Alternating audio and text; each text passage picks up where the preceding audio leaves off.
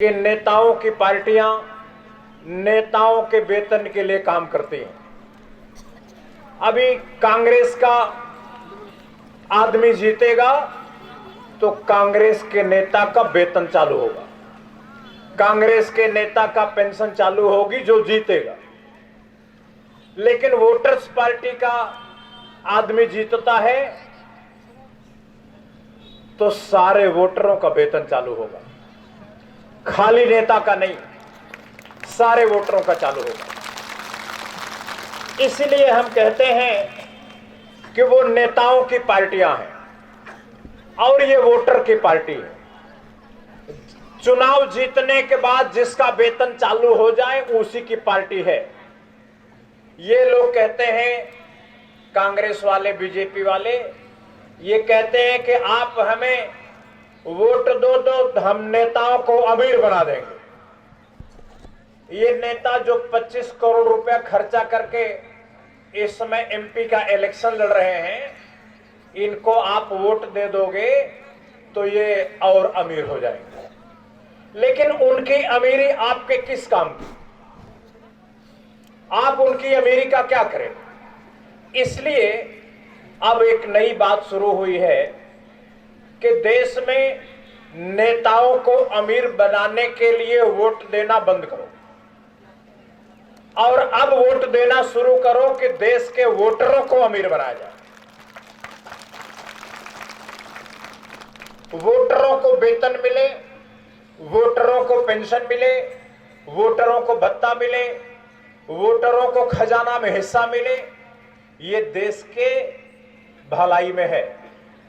लेकिन नेताओं को पेंशन मिले, नेताओं को वेतन मिले, नेताओं को भत्ता मिले, नेताओं को हवाई जहाज मिले, ऐसी पार्टियों को हमें राजनीति के अखाड़े से खदेड़ना होगा। मतलब यह है कि अगर वोटर अपनी एक जाति बना ले और वोटर एक हो जाए और इन नेताओं की राजनीति से भगाने का काम करे तो पैसा आ जाएगा, ये पैसा आएगा।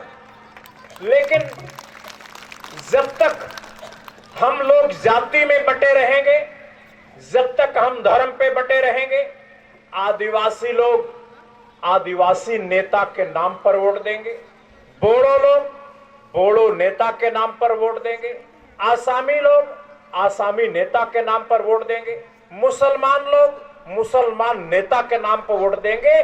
तब तक हम आप गरीब बने रहेंगे, तब तक हमारे पास पैसा नहीं आएगा।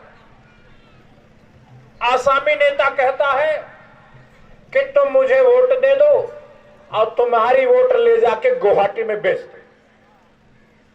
बोड़ो नेता यही कहता है कि सारे बोड़ो पार्टी को वोट देना, जिससे बोड़ो पार्टी ले जाके दिल्ली में बोड़ो लोगों की वोट बेच के पैसा ले। ये वोट बेचने वाले व्यापारी हैं, व्यापारी, ये जो जाति के नेता हैं। मैं ये कहता हूं कि सारे नेता का चरित्र एक है।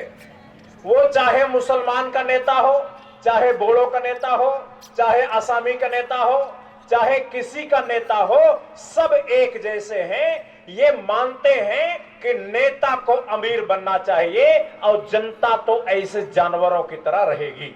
इनकी दशा नहीं सुधारी जा सकती।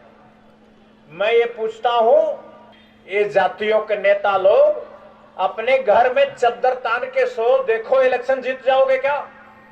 रातों दिन काम कर रहे हो अपने को अमीर बनाने के लिए। तुम अपने परिवार को आगे बढ़ाने के लिए मेहनत करते हो, परिश्रम करते हो, कोशिश करते हो, लेकिन ये आम जनता जिनका तुम रहनुमा बनते हो, इनके लिए मेहनत क्यों नहीं करते? इनके लिए कोशिश क्यों नहीं करते? इनके लिए प्रयास क्यों नहीं करते? ये कहते हैं कि नेताओं को तो करोड़ों रुपए मिल सकता है, लेकिन जनता को 6000 रुपया नहीं मिल सकता। आप सोचिए कि देश में सरकार कहती है कि एक वोटर के हिस्से 12,000 आता है। कितने आदमी 12,000 की इनकम वाला यहां बैठे हो भाई? कहां जाता है पैसा? सब नेता लोग खा जाते हैं।